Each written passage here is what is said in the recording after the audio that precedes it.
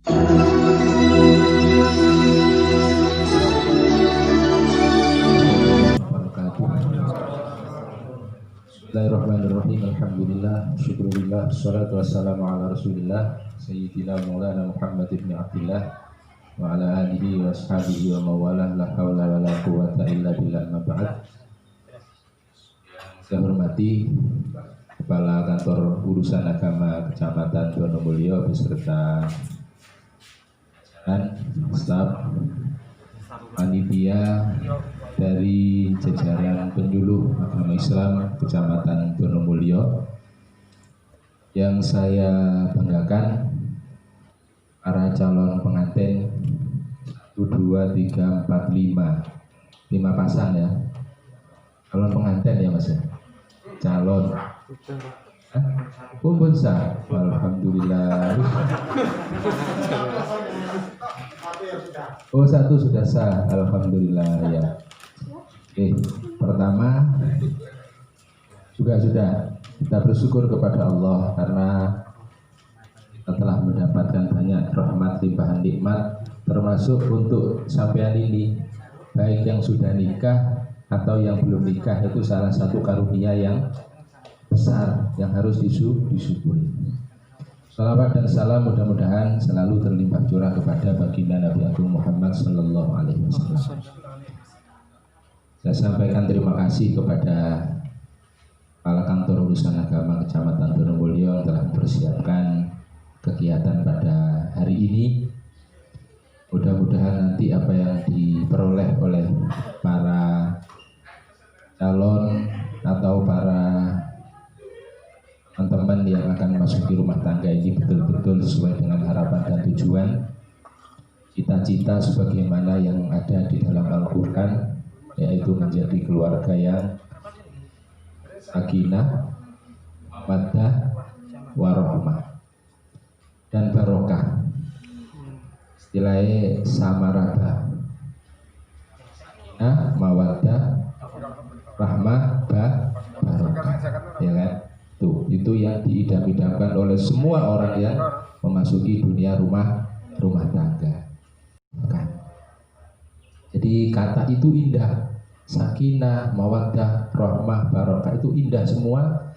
Dan kalau kita berada pada posisi itu, tentunya dunia ini seakan-akan tidak ada artinya dibandingkan dengan 4 yang kita rasakan itu.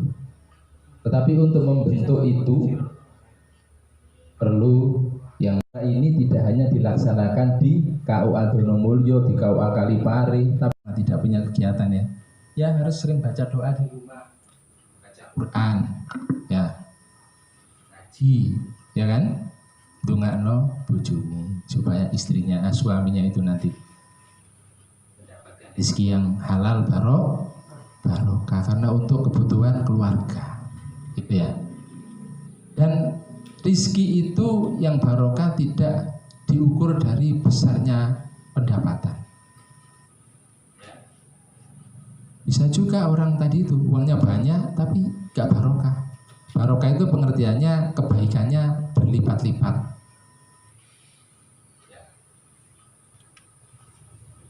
Salah satunya pendapatannya, rezekinya ya cukup. Di dalam rumah tangganya hati ini adem, tidak dipenuhi dengan pikiran-pikiran yang daki-daki. Itu salah satu kebahagiaan atau barokahnya rezeki. Alhamdulillah, ya kan. Punya anaknya dilala kok karo pangeran diparingi sehat terus. Banyak orang yang rezekinya besar, uangnya banyak, dilu-dilu anaknya masuk rumah. Nah, cara Allah untuk mengurangi rezeki orang itu gampang. Dulu anaknya loro harus ke rumah sakit, ya. Atau kalau enggak istrinya, atau kalau enggak kena musibah. Nah, yang begitu-begitu itu kan namanya hal-hal yang kadang-kadang di luar nalar kita. Apa yang harus kita lakukan? Mendekatkan diri kita kepada yang punya hidup kita ini, yaitu Allah. Itu ya. Insya Allah sampean kalau bisa melaksanakan itu, ini Jadi kesehatan reproduksi harus dijaga. Karena itu adalah salah satu sarana sampean untuk bisa membahagiakan pasangan. Bagian pasangan. Apalagi sekarang penyakit-penyakit itu banyak ya. Penyakit wong lanang kaitannya dengan alat reproduksi juga ada. Penyakit wong wedok kaitannya dengan alat reproduksi juga banyak. Itu harus dijaga. Ya, hidup sehat. Makanya sekarang kita ini hidup di era new normal katanya ya. Itu nanti paling tidak maskeran ini. Maskeran. Ketika dari rumah cuci tangan. Ya. Itu adalah dalam rangka untuk menjaga kesehatan. Dan ini sebetulnya tidak hanya pada saat pandemi ini. Makanya saja disebut new normal. Kehidupan new normal. Wabah ini belum hilang ternyata. Dan dari waktu ke waktu juga masih belum bisa dikatakan menurun. Tahu-tahu ada penambahan. Gunung Mulia ada ya kemarin ya? Hampir di semua kecamatan kemarin ada yang kena positif corona dan kita ada. Jadi makanya sekarang acara-acara pernikahan yang bersifat besar-besaran dibatasi oleh pemerintah aparat. Itu harus dipahami dalam rangka menjaga keselamatan dan keamanan masyarakat. Kan nikah itu kan yang penting itu rukunnya 5 tadi terpenuhi, sudah selesai sah. Kadang-kadang kehidupan di masyarakat itu ada yang mungkin nggak diperhitungkan. Lek wayahe akad nikah kaya gak ana persiapan apa-apa, tapi wayahe rame-rame gedeng-gedeng sembarang metu. Waktu akad nikah kadang mantene durung siap ditekani Pak Pengulu. Pundi mantene tasik dereng siram, Pak. Ya. Mantene sik Pak akan lah. Padahal yang acara sakralnya itu adalah nikahnya itu. Yang pokok itu nikahnya itu. Kalau yang lain-lain itu berarti sunnah, nggak wajib. Resepsi dan sebagainya. Sampai kalau sudah punya anak, wayai nikah, iling-ilingan. Jadi upacara sakralnya itu adalah pada saat nikah itu tadi. Ya. Jadi organ reproduksi kaitannya dengan agama, tolong juga tadi diingat-ingat ya. Biar selamat kehidupan sampean. Dalam rumah tangga itu memang semua perlu ada penataan pengelolaan yang baik. Kalau rumah tangga kita kepingin jadi rumah tangga yang tadi sesuai dengan harapan ideal, itu ya. Ya semua tentunya kepingin ya. Gak ada orang yang gak kepingin rumah tangganya bahagia. Terus nun sewu ya. Saya kembali ke angka perceraian. Salah satu angka perceraian itu dikarenakan tadi itu kurangnya pemahaman terhadap tugas dan tanggung jawab dari masing-masing. Sewu, di daerah Donomulya ini kan termasuk daerah penyumbang devisa dari tenaga kerja ke luar negeri ya. Donomulya Kalipare. Dan yang kerja di luar negeri kadang ada yang suami, ada yang istrinya. Kan harus bisa. Jika harus melakukan itu, maka komitmennya harus dijaga. Ya kan? Harus dijaga. Memang berat, menjauh berat. Saya katakan berat. Orang berumah tangga itu idealnya harus hidup ngumpul setiap hari. Idealnya begitu. Tapi karena terpaksa harus melakukan itu, maka berpisah. Nah itu harus ada komitmen yang kuat sama-sama. Baik pasangan suami istri, ya kan? Saya tahu karena saya pernah di Kalipare, banyak kasus-kasus itu, diantaranya dari masalah-masalah seperti itu. Ya, tujuannya keluar negeri itu sebenarnya akan cari tambahan, tidak seterusnya ada di sana. Setelah banyak ngumpul, karena cari uang di sana lebih cepat, dari rumah sudah kumpul banyak, hidup kembali berdua untuk hasil dari kerja di luar negeri itu digunakan untuk usaha di kampung atau di tempat. Ya seterusnya gitu kan. Ini juga tantangan gitu kan ya. Dan harus ada komitmen yang kuat betul. Jadi menjaga hubungan rumah tangga suami istri dengan jarak jauh seperti apa? Tantangannya lebih besar, ya. Makanya kata Nabi itu, kebahagiaan orang itu ditentukan oleh 4. Arbaun min sa'adatil mar'i, kata Nabi. 1 apa? Ayyakuna zaujatuhu sholihah. Wong iku lek duwe pasangan yang soleh itu sebuah anugerah yang besar.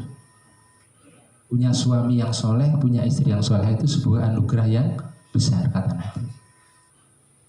Yang kedua kata Nabi, wa khulaqauhu sholihin. Punya relasi teman yang soleh, yang baik-baik. Jadi kita itu dianjurkan untuk bergaul dengan orang yang baik-baik.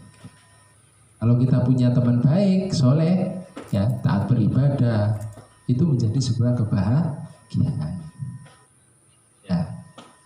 Yang ketiga kata Nabi, tanda-tanda orang bahagia itu wa auladuhu abroron. Duwe anak-anak sing api-api, sing taat, ya, manut nang wong tuane. Lalu yang keempat kata Nabi, wa ayyakuna rizquhu fi baladi. Lek duwe penghasilan pekerjaan itu ada di tempat tinggalnya sendiri. Artinya memang kenyataannya seperti itu. Kalau berpisah dalam waktu yang lama itu ya jenenge wong wis mari dinikah kan harus kumpul terus kan gitu ya. Ibaratnya susah seneng disonggo bareng, bendino ketemu. Ya saiki ono HP iso video callan, tapi kan di HP itu. Apa-apa mosok ambil HP. Nanti bergaul mati HP kan nggak bisa. Hanya berdoa ya dengan Allah, mudah-mudahan Allah mencukupkan rezeki sampean itu cukup dari diri, gitu ya. Yang terakhir Mas, saya berpesan kepada sampean, apapun yang sampean alami nanti dalam kehidupan rumah tangga sampean, hadapi dengan penuh kesabaran. Karena orang nikah itu biasanya nanti kalau masih usia kayak sampean ini nanti 3, 4 tahun, 5 tahun itu mulai muncul konflik. Mulai ono gesekan-gesekan dalam rumah tangga. Itu kalau tidak bisa mengelola dengan baik, nanti berakibat fatal tadi itu ujung-ujungnya perpisahan. Tapi kalau sudah kayak saya 25 tahun ini, itu sudah melewati masalah-masalah yang pelik-pelik sudah pernah saya lewati. Tapi bukan berarti selesai sampai di sini. Karena kita berada pada kehidupan yang nyata, terus berputar roda kehidupan ini. Mungkin yang perlu tantangan itu kesabaran mulai sekarang, itu ya. Kan mulai umur-umur kayak saya ini mulai punya penyakit. Pasangan kita juga mungkin begitu. Mulai duwe loro iki, loro itu. Kita harus sabar, ngerawat.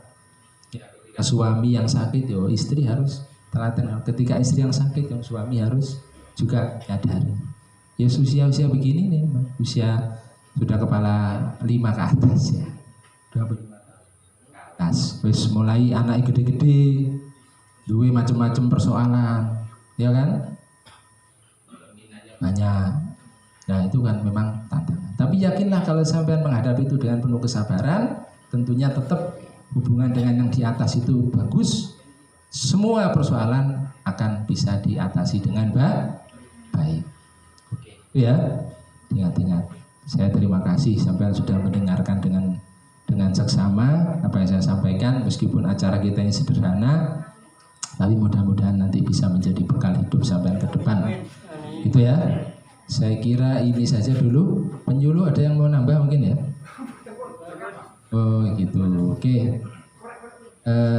Jangan bubar dulu, untuk saya cukup, nanti mungkin ada tambahan pengumuman apa-apa dari Pak ya. Ada yang tanya ya Mas? Alhamdulillah jelas berarti ya. Dan buku itu tetap sampean jadikan buku pedoman hidup berumah tangga ya. Jangan dimasukkan laci terus gak tahu didelok. Termasuk buku nikah sampean itu kalau bisa sebulan sekali dibuka gitu ya didelok. Foto-foto ini mungkin nanti 5 tahun lagi harus berubah ya. Saya dulu 25 tahun yang lalu itu nggak seperti ini. Ya. Ya, kita imut-imut saiki. Itu ya. Ya, sampean juga gitu ya. Bukunya itu ketika ada masalah dulu kan. Oh, biar ini saya kira masalah caranya seperti apa. Insya Allah buku itu lengkap. Dan buku itu tidak dijual di toko buku, nggak ada sampean. Boleh sampai tekan 3 no, karena itu buku cetakan dari pemerintah diberikan secara cuma-cuma untuk bekal hidup rumah tangga menuju sakinah, mawaddah dan rahmah. Gitu ya. Oke. Hingga dari saya cukupkan sekian. Ya Ji, monggo Ji dilanjut kalau masih ada yang mau disampaikan. Cukup sekian dan mohon maaf barangkali ada hal-hal yang kurang berkenan. Saya ingin berharap berdoa mungkin 5 tahun lagi, 10 tahun lagi sampai ketemu saya, ketemu Pak Haji Sultan masih dalam kondisi berstatus suami dan istri yang bahagia. Pak, kulo singin sing tumut pembinaan ini kok Pak, alhamdulillah putrane wis piro dan sebagainya. Wis kulo enggak ada usaha Pak, nah, alhamdulillah. Ini tujuan kami, tujuan KUA mengadakan kegiatan ini. Oke. Terima kasih. Saya akhiri. Wassalamualaikum warahmatullahi wabarakatuh. Waalaikumsalam warahmatullahi wabarakatuh. Nang iku sing bisi ya ono riwayate. Jadi kita itu meniru apa yang dilakukan oleh mbah buyut kita manusia pertama di muka bumi ini siapa? Nabi Adam. Ketika Nabi Adam itu bertemu dengan istrinya Siti Hawa yang oleh Allah awalnya ditempatkan di surga. Ya Allah disuruh makan, menikmati segala fasilitas yang ada di surga. Tapi satu yang dilarang oleh Allah yaitu mendekati pohon huldi. Tapi karena Adam dan Hawa tergoda oleh bujuk rayu iblis, maka akhirnya dia mendapatkan hukuman dari Allah, dikeluarkan dari surga, diletakkan di muka bumi. Tapi tidak diletakkan di satu tempat yang sama, dipencar. Banyak versi yang mengatakan akhirnya saling golei. Jenenge pasangan, ya kan? Sudah dinikahkan oleh malaikat ketika ada di surga, yang menikahkan Allah. Jadi Nabi Adam itu menikah. Makanya kita itu nikah itu meniru juga apa yang dilakukan oleh Nabi Adam. Nabi Adam menikah saksinya siapa? Karena cuma 2 manusia waktu itu, malaikat saksinya. Disaksikan oleh malaikat. Nah setelah di dunia ngulei bertahun-tahun ya, akhirnya oleh Allah seakan waya ditemokno iki Nabi Adam wis kangen nang bojone. Dipertemukanlah Nabi Adam itu dengan Ibu Hawa di sebuah tempat yang ada di kota Mekah, namanya di Jabal Rahmah. Pernah dengar cerita ini? Di Jabal Rahmah. Nabi Adam itu di bawah. Jabal Rahmah itu namanya Jabal, itu gunung ya, ada di atas. Siti Hawa itu. Siti Hawa wis celuk-celuk, melung-melung. Sekolah sampean nyeluk pasangan sampean ini guys. Sebutan yang menyenangkan. Ketika Nabi Adam ada di bawah dengan Siti Hawa yang ada di atas, kepinginnya ndang-ndang ketemu bareng, ketemu lebih dekat. Sing Mbah Siti Hawa wis gak serantal. Kepingin ndang-ndang nguber Nabi Adam sing ono di isor. Lalu oleh Nabi Adam dipenging. Aja mudun. Ndek kono wae. Aku wae sing rono. Gak usah turun. Akhirnya Siti Hawa menuruti perintah Nabi Adam, tetap ada di atas. Akhirnya Nabi Adam yang naik. Jadi ke bukit Jabal Rahmah itu melewati bebatuan. Kemulah di sana Nabi Adam dan Siti Hawa dipertemukan oleh Allah di tempat yang namanya Jabal Rahmah. Jadi kalau orang pergi haji itu biasanya ada ibadah namanya wukuf di padang Arafah. Arafah itu salah satunya ada tempat yaitu Jabal Rahmah. Di situ menurut riwayat bertemunya Nabi Adam dengan Ibu Hawa. Umpama waktu iku Nabi Adam itu oleh Siti Hawa mudun, iku padha karo wong wedok iku ndisiki nguber wong lanang. Karena dipenging karo Nabi Adam, akhirnya kita sebagai laki-laki sing menjadi orang yang pertama kali kalau seneng nang wedok ya wong lanang sing mendahului. Itu riwayatnya. Ya. Turun temurun punya anak sampai ke kita ini. Itu ya. Nah, muasyarah bil ma'ruf itu mempergauli dengan baik tadi itu. Harus ngerti watak istri kita. Ya kan? Karakter istri kita. Ketika istri capek, ya, yo apa caranya supaya nggak capek? Beri kesempatan untuk istirahat. Karena di dalam rumah tangga nanti sampean akan bertambah kesibukan paling tidak itu.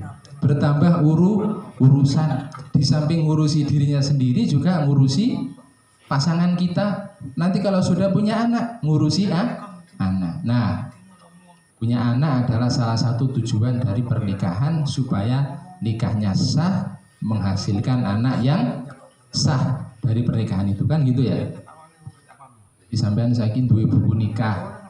Engko lek wis duwe anake dicatatkan untuk mendapatkan akte kelahiran. Salah satu syarat untuk memperoleh akte kelahiran maka harus ada buku nikah dari orang tuanya. Itu urusannya tambah. Tapi seneng, ya kan? Dua anak siji, ya kan? Kadang-kadang saking senengi bapaknya karo ibu sampai lali nang anake. Waktu mudange malah takon, anake sapa? Ya. Nanti akan sampean alami itu ya. Jadi muasyarah bil ma'ruf. Pergauli dengan baik. Menganggap pasangan kita itu setara. Seorang suami setara. Komunikasi, omong-omongan dengan pasangan kita juga harus dengan bahasa-bahasa yang santun. Memanggil pasangan kita juga dengan panggilan kalau bisa aja mek nyeluk jenenge tok. Dan selamanya kadang sik manten anyar nyeluk yang golek wis manten lawas. Ono yange wisan. Nyeluk jenenge bapakne arek-arek. Ya. Pasangan kita itu kalau kita dipanggil dengan panggilan yang indah, itu paling tidak dalam hati ini ada rasa suka dan senang bahagia. Kanjeng Nabi itu dalam satu riwayat pernah memanggil istrinya itu dengan panggilan Ya Humairo. Salah satu Nabi itu. Ya Humairo itu artinya wahai wanita yang memiliki pipi yang merah. Ya bojo sampean pipine gak abang gak apa-apa jalan. Ya Humairo, mari sampean bojo sampean was gombal.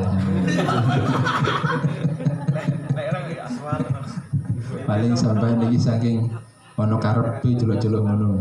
Nah. Jadi panggilan itu mempengaruhi hubungan kemesraan dalam rumah tangga. Ya. Terserah lah sampean nyeluk Mas oleh terus panggilan ala di sini yang kira-kira panggilan itu bisa menjadi pengikat paling tidak gitu ya, pengikat. Jadi metu suwe-suwe iku terngiang-ngiang dengan panggilan sang istri, dengan panggilan suami. Dan boleh wis cek krungu panggilan yang itu tadi gitu. Itu begitu dalam rumah tangga itu. Muasyarah bil ma'ruf, mempergauli dengan baik. Lalu yang keempat ini juga penting, musyawarah. Gak akan mungkin rumah tangga itu berjalan dengan baik kalau antara pasangan itu tidak pernah ada musyawarah dalam rumah tangga menyangkut dengan kehidupan rumah tangga. Karena apa? Sampean ini disatukan oleh Allah yang sebelumnya berbeda latar belakangnya, berbeda status sosial juga, mungkin berbeda, banyak perbedaan-perbedaan. Nah, ketika disatukan dengan ikatan pernikahan, maka di situ perlu yang namanya penyesuaian. Mas yo sampean saiki wis nikah dan sebelumnya mungkin sudah kenal, mungkin dalam istilah arek nom-nom pacaran atau apa gimana ya. Tapi sampean saat sebelum menikah itu kan tidak tahu asli nih pasangan sampean. Kalau sudah nikah gini kan baru tahu ya. Ada hal-hal yang sampean sebelumnya nggak tahu, sekarang baru tahu. Oh ternyata bojoku iku ngene. Apa sampean menyesal ketika menemukan sesuatu yang nggak sesuai dengan harapan? Jangan. Pilihan sampean itu adalah pilihan yang terbaik. Setelah kita memilih sudah dinikahkan, itu maka serahkan semuanya kepada Allah. Nah, tetapi untuk bisa menyesuaikan kehidupan bersama yang tadi ada latar belakang yang berbeda, perlu ada penyesuaian. Caranya adalah dengan musyawarah, omongan. Jadi kalau sudah menjadi pasangan suami istri itu jangan pelit ngomong dengan pasangan kita. Kadang-kadang karena saking asiknya memegang ini, sekarang sudah tidak apa ya istilahnya, bukan barang yang langka HP itu. Sampean berdua mesti duwe kabeh mesti duwe. Saya yakin itu, nggak mungkin sampean nggak duwe. Bahkan ada yang punya lebih dari satu seperti saya ini. Saya punya 2, cuman ini singkat. Kan? Nah, jangan sampai gara-gara ini komunikasi sampean secara lisan menjadi berkurang kepada pasangan. Mosok jejer ini omong-omongannya BWA-an. Halo sayang, dijawab. Halo juga. Ya kan? Ini bisa menjadi barang yang membuat rumah tangga menjadi tidak bahagia, bisa juga menambah kebahagiaan. Di dunia ini kan begitu. Segala apapun di sini di dunia ini punya 2 dampak, positif dan negatif. Kalau sampean tidak bisa mengelola ini dengan baik dalam rumah tangga, bisa menjadi masalah. Salah satunya apa? Adanya keterbukaan setelah sampean menikah tentang ini. Yo, sapa sing sik delik-delikan masalah HP. Ini gak oleh didelok karo pasangannya, ayo. Masih ada? Alhamdulillah kakak. Tapi lek si ono, oh ya, lek si ono rubah mulai sekarang. Ya, sudah tidak boleh sampean. Iki anu dek, privasiku iki nggak ada di dalam rumah tangga itu. Kalau ada terjadi seperti itu, kemungkinan berarti masih ada sesuatu yang disembunyikan. Itu jangan sampai terjadi. Kita harus menyadari bahwa masing-masing kita punya masa lalu mungkin ya. Tanya dengan asmara, mungkin sebelum sampai jadi suami istri, itu wajar. Tetapi sudah menikah, maka itu semua sudah menjadi masa lalu dan harus saling terbuka pada pasangan. Ini betul menjadi persoalan kalau tidak dikelola dengan baik. Ya, jadi di rumah ya sudah letakkan, ya kan, tidak ada rahasia antara suami dan istri. Abang turu sak kamar bareng ae iso, masuk HP sik delik-delikan. Ya, musyawarah itu adalah dalam rangka untuk penyesuaian, dalam rangka untuk membahas kaitannya dengan rumah tangga ke depan dan seterusnya. Makanya orang berumah tangga itu dianjurkan setelah menikah sampean perlu ada perencanaan ke depan. Namanya merencanakan itu boleh. Setelah merencanakan dipasrahkan kepada Allah. Minta agar keinginan-keinginan kita yang baik itu bisa terkabul berdoa. Rencanakan boleh, misalnya merencanakan tentang apa? Contoh yang gampang aja mas. Anak, ya kan? Ada program pemerintah yang namanya keluarga berencana ya. Karena penduduk Indonesia ini saya wis wakeh nomor piro sa Indonesia dunia nomor 5 lek nomor 6 ya. Jumlahnya wis 230 juta. Dulu zamane Roma Irama pernah menyanyi tahun 80-an itu hanya 135 juta 135 juta penduduk Indonesia. Ya mantan penyanyi ya. Ini kamar mandi. Sekarang sudah menjadi 2 kali lipat. Nah maka dari itu pemerintah punya program 2 anak lebih baik, gitu kan? Pak, terusnya wow, tiang-tiang singgian juga nih kadang-kadang gitu, ini api-api. Iya betul. Zaman itu kan masih sedikit penduduk Indonesia dan juga tantangan hidup berumah tangga sekarang dengan zaman 80-an dulu beda. Contohnya tadi itu, dulu HP itu udah ada, ya.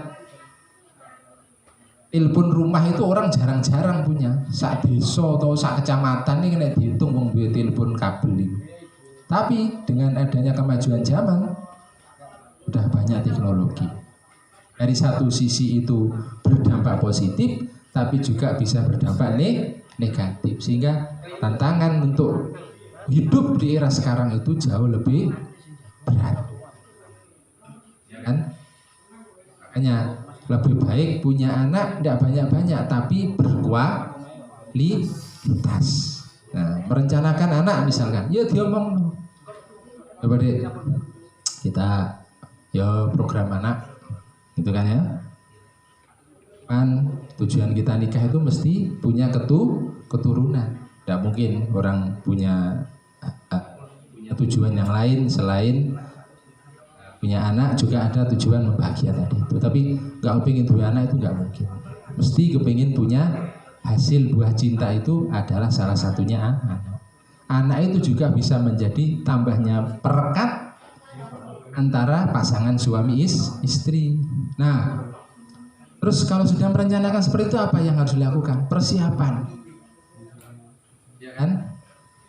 Sampean setelah menikah dapat 1 bulan istri hamil bahagia seneng, ya wong tuane seneng, moro tuane seneng, hitung hari-hari menunggu lahirnya cucu cari wong tuane, cari sampean menunggu lahirnya anak. Nah menunggu lahirnya anak juga butuh persiapan, terutama persiapan yang kaitannya dengan materi. Nanti punya anak mulai dari akan melahirkan di mana? Di rumah sakit, di klinik. Nah, namanya melahirkan berarti di situ butuh biaya. Dipersiapkan dari awal. Jadi merencanakan seperti itu. Sehingga kebahagiaan ketika punya anak itu akan tercapai. Saya kemarin 2 minggu yang lalu itu ada melihat kasus ya. Ini bukan untuk ngerasani orang itu, tapi sebagai ibroh contoh bagi sampean dan kita semua. Ada orang masuk rumah sakit, istrinya itu mau melahirkan. Tapi karena kurangnya persiapan, akhirnya bukan kebahagiaan yang dirasakan, tapi malah kesusahan. Istrinya melahirkan di rumah sakit dengan cara operasi. Bayinya itu kembar, ya kan? Kebetulan rupanya dia tidak memperkirakan kalau akan operasi. Akhirnya apa yang terjadi? Butuh biaya besar. Ternyata dia tidak ada persiapan untuk itu. Akhirnya apa? Orang tua yang turun tangan. Nah orang tua juga karena mungkin selama ini komunikasinya kurang dengan orang tua, akhirnya orang tua juga kaget dengan biaya yang segitu besar harus dia persiapkan dalam waktu yang cepat. Akhirnya apa yang terjadi? Suasananya bukan suasana kegembiraan, yang terjadi suasana yang apa? Saling menyalahkan. Bapaknya nyalahno anak, ya kamu ini gak kondo-kondo macam-macam. Itu terjadi di rumah sakit. Padahal kalau direncanakan dari awal sebelumnya, maka lahirnya anak itu menjadi kebahagiaan harusnya buat keluarga. Kan gitu ya. Makanya setelah menikah sampean mulai sudah berpikir ke sana. Sekarang misalnya ada program pemerintah untuk jaminan kesehatan BPJS itu ya. Ya, silakan itu dimanfaatkan. Ya, sampean nggak usah ambil kelas yang tinggi wes. Kalau sekarang itu kan yang paling rendah kelas 3, nggak apa-apa. Yang penting ada jaminan. Memang itu kalau tidak direncanakan dari sekarang, namanya orang itu tidak tahu apa yang terjadi besok. Apalagi kalau masalah kesehatan. Kesehatan itu hal yang penting dalam rumah tangga. Apa artinya sampean manten anyar mari ngono bojone ngrekes bendino. Ya. Sing lanang kaya nyambut gawe, gak iso nyambut gawe. Atau yang istri sakit kemudian harus dirawat. Sementara tidak ada persiapan. Nah, monggo itu sekedar berbagi pada sampean. Sehingga nanti rumah tangga yang direncanakan itu insya Allah akan tertata dengan baik. Nanti pada saatnya sampean juga harus merencanakan menata rumah tangga. Mas, awake dhewe iki kok umpama merencanakan 5 tahun lagi apa Mas yang nanti harus ada dalam rumah tangga kita ini. Misalkan usia itu diprediksi kita usia sampai 70 katakan ya. Sekarang sampean ada yang usia 25, mungkin 30. Tiap 5 tahun ini sampean rencanakan apa yang menjadi program sampean. Punya anak iya. Kemudian dalam hal penghidupan mungkin sampean nanti pada suatu saat punya cita-cita yang paling tinggi, misalnya target sampean kepingin naik haji. Ya kan? Bagus. Boleh. Cita-cita tertinggi umat Islam, orang yang beragama itu kan diantaranya adalah pergi haji ke tanah suci. Jangan merasa kondisi sekarang kamu kowe dhewe iki saiki ku daftar haji kudu duwe-duwe 20 juta wong siji. Dhewe iki saiki piro ya? Jangan kecil hati. Ya. Terus jadikan program itu. Ya, direncanakan. Jadi hidup yang dipenuhi dengan keindahan itu apabila salah satunya kita merencanakan. Jadi musyawarah itu kuncinya, ya. Musyawarah ya juga begitu. Seorang suami tidak boleh mentang-mentang jadi imam rumah tangga wis sakarpe wis aku sing mutusi dek. Iki gak iso ngene iki wis ngene ae. Kita harus juga mendengarkan masukan, usulan dari pasangan kita. Contoh ya, segala contoh. Sampai dia hidup rumah tangga itu insya Allah rezeki itu akan ditambah oleh Allah. Karena di Al-Quran dikatakan iyakunu fuqara'a yughnihimullahu min fadli. Apabila kamu dalam kondisi fakir, maka Allah yang akan memberikan kamu kekayaan. Dengan catatan sampean mengelola rumah tangga itu berdasarkan tadi itu atas ajaran agama Islam. Yakinlah. Dan kebanyakan orang itu tidak menyadari, Mas, bahwa tambahnya rizki dalam keluarga yang barokah tadi itu kadang-kadang sulit dicari dari mana itu. Bisa punya ini, bisa beli ini. Padahal bayangan gambaran kita mendapatkan hasil dari bekerja atau dari mana itu koyo-koyo gak nutut.